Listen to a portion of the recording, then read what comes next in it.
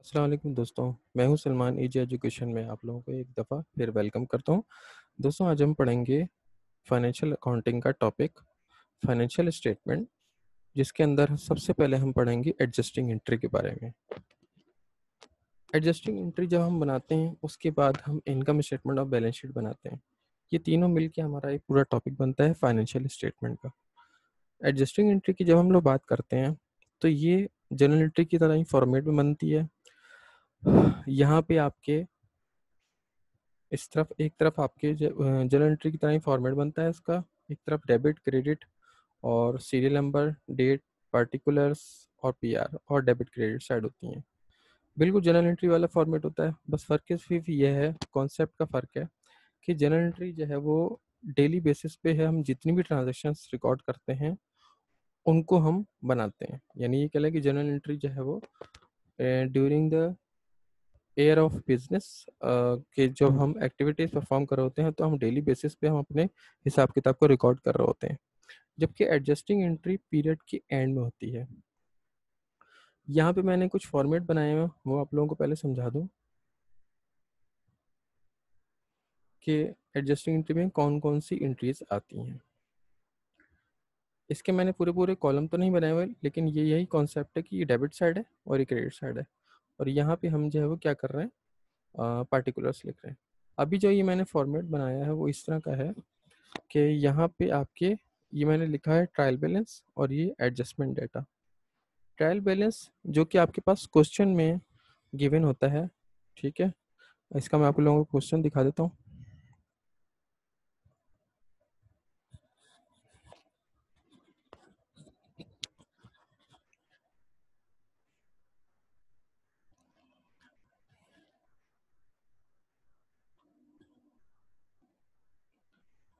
जैसे कि क्वेश्चन आपके सामने,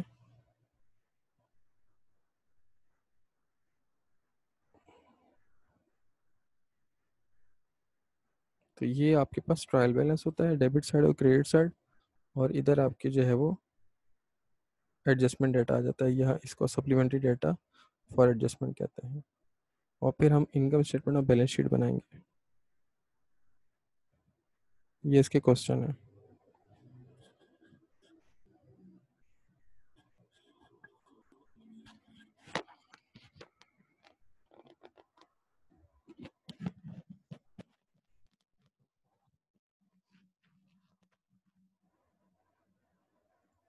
इसमें ये देखें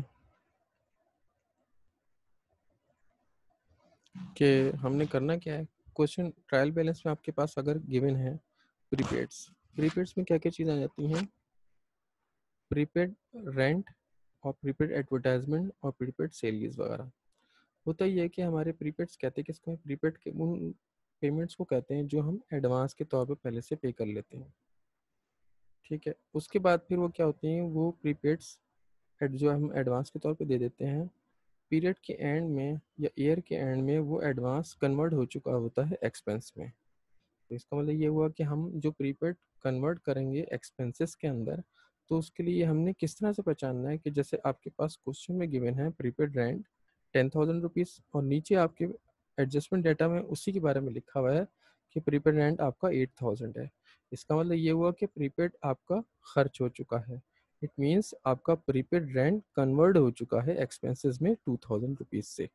तो अब हम इसकी एंट्री क्या बनाएंगे, 2,000 रुपीज़ से रेंट एक्सपेंस डेबिट और प्रीपेड रेंट क्रेडिट, 10,000 माइनस 8,000 और ये 2,000 बचे। इस तरह से हमने इसको शो करना है। इसी तरह फिर आपके पास आ जाता है, ये मैं आपको क्वेश्चन भी दिखाता जाऊँ। देखिए जैसे यहाँ पे लिखा हुआ ना एडजस्टमेंट डेटा, और यहाँ पे सॉरी ट्रायल बैलेंस है और ये एडजस्टमेंट डेटा है। इधर हमने प्रीपेड्स को देखना है और इस तरफ भी हमने प्रीपेड्स को देखना है। इसी तरह सेल लीज की आ जाती है एंट्री, तो उसमें भी यही है 15,000 की अगर फॉर एग्जांपल सेल लीज पर प्रीपेड गिवन है और नीचे 10,000 गिवन है, तो इट मीन्स कि 5,000 जो है वो एक्सपेंस में कन्वर्ट हो चुका है। तो ये हमने आइडेंटिफाई करना है। वो इस तरह से कि ट्रायल बैलेंस को और एडजस्टमेंट डाटा को हमने टैली करके देखना है। और फॉर एग्जांपल हमारा इसकी ऑपोजिट साइड कोई चीज़ हो तो क्या होगा, वो भी हम आगे जाके समझते हैं। अब इसी तरह एडवर्टाइजमेंट है और इसकी भी ये एंट्री है 20,000 से 14,000 हो गया, इट मीन 6,000 से कन्वर्ट हो चुका है। इंश्योरेंस हो गए और इसकी हम एंट्री इस तरह से बनाएंगे, इंश्योरेंस एक्सपेंस डेबिट और प्रीपेड इंश्योरेंस क्रेडिट। ये मैंने साथ साथ एंट्री बनाता जा रहा हूँ आप लोगों को समझाने के लिए। इसके बाद फिर ऑफिस सप्लाईज हैं, जैसे ऑफिस सप्लाईज की हम एंट्री क्या बनाएंगे, ऑफिस सप्लाई 5000 की थी और नीचे ट्रायल बैलेंस में आपके पास एडजस्टमेंट डाटा में 2000 की रह गई, मीन्स कि आपकी सप्लाईज 3000 से खर्च हो चुकी है। तो इसकी हम एंट्री बनाएंगे ऑफिस सप्लाईज एक्सपेंस डेबिट और ऑफिस सप्लाईज क्रेडिट, मीन्स कि ऑफिस सप्लाईज की कॉलम से वो निकल चुकी हैं। प्रीपेड का लेवल हम इसके साथ नहीं यूज़ करते बल्कि ऑफिस सप्लाईज ही यूज़ करेंगे। इसके बाद फिर आ जाता है कि अगर हमारे पास एक्सपेंस है ड्यूरिंग द ईयर और एडजस्टमेंट डाटा में वो अगर प्रीपेड के तौर पे लिखा हुआ है, सॉरी रेंट एक्सपेंस के तौर पे ही लिखा हुआ है, तो हमने ये पहचानना है कि ये एक्सपेंस किस तरह से आपका प्रीपेड में कन्वर्ट हो गया। यहाँ ऊपर क्या था कि प्रीपेड से एक्सपेंस में कन्वर्ट हो रहा था, इसमें क्या है एक्सपेंस आपका प्रीपेड में कन्वर्ट हो रहा है। यानी ये एक्सपेंस आपको ये बता रहा है कि अभी आपका प्रीपेड बाकी है। जैसे कि आपके पास ट्रायल बैलेंस में ऊपर क्वेश्चन में गिवन है 10,000 रुपीज़ एक्सपेंस है, नीचे आपका रेंट एक्सपेंस आपका 8000 गिवन है। अब ये कैसे हो सकता है कि ड्यूरिंग द 10,000 एक्सपेंस रहा हो और आपका इस वक्त नीचे रेंट एक्सपेंस 8000 हो, एक्सपेंस तो कम नहीं होगा।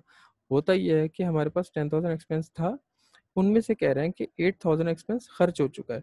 इट मीन्स हमारे 2000 अभी प्रीपेड में रखे हुए हैं। इट मीन्स हमने प्रीपेड के तौर पर रेंट जो है वो प्रीपेड के तौर पे प्रोवाइड कर दिया था। तो अब इसकी एंट्री हम क्या बनाएंगे, इसी तरह माइनस करेंगे 10,000 माइनस 8000, 2000 की एंट्री बनाएंगे। लेकिन हम इसको रेंट एक्सपेंस डेबिट और प्रीपेड रेंट के तौर पे नहीं क्रेडिट डेबिट करें रिकॉर्ड करेंगे, बल्कि प्रीपेड रेंट डेबिट और रेंट एक्सपेंस क्रेडिट के तौर पे रिकॉर्ड करेंगे।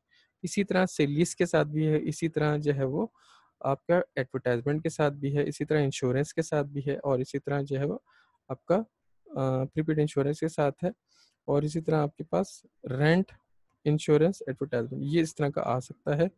और इसके अलावा फिर आपके एंट्री आ जाती है अक्रूड की एंट्री। अक्रूड किसको कहते हैं, अक्रूड कहते हैं हम ऐसे एक्सपेंसेस को, जैसे यहाँ पे क्वेश्चन में गिवन है अगर हमारे एक्सपेंसेस कम हो रहे हैं तो इट मीन्स कि हमारा प्रीपेड बाकी है, और अगर हमारे एडजस्टमेंट के अंदर एक्सपेंस बढ़ रहे हैं तो इट मीन्स कि हमारे ऊपर खर्चा और बढ़ गया, यानी हमारा एक्सपेंस ड्यूरिंग द 10,000 था, कम नहीं हुआ। अगर कम होता तो हम समझते हैं कि प्रीपेड में अभी बाकी है, हमारा जो एक्सपेंस बढ़ गया, इट मीन्स कि हमारे ऊपर अमाउंट और ड्यू हो गया है। तो इससे हमने पहचानना है इसको, और ये हमारा इंक्रीज हो रहा है तो इट मीन्स एडजस्टमेंट डाटा में इंक्रीज हो रहा है तो इट मीन्स कि ये अक्रूड एक्सपेंस है, और अक्रूड एक्सपेंस आपका एक्सपेंस होने के साथ साथ लायबिलिटी भी होता है। तो हम इसको एंट्री को किस तरह से रिकॉर्ड करेंगे, सेलरीज एक्सपेंस या जो भी है एक्सपेंसेस वो डेबिट, और प्रीपेड सेलरीज या रेंट या इंश्योरेंस मैंने लिखा भी है पेबल क्रेडिट, यानी इनमें से कोई सा भी हो सकता है।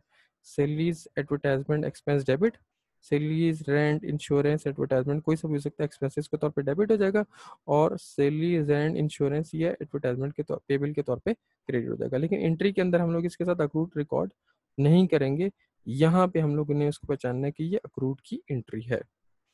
ठीक है, इसे मैंने लिखा भी नोटिफिकेशन में कि सैलरी इंश्योरेंस रेंट और एडवर्टाइजमेंट एक्सपेंस इन डाटा अगर ग्रेटर देन है तो इन ट्रायल बैलेंस, तो उससे तो हम क्या करेंगे कि in this case salaries expense will become accrued salaries.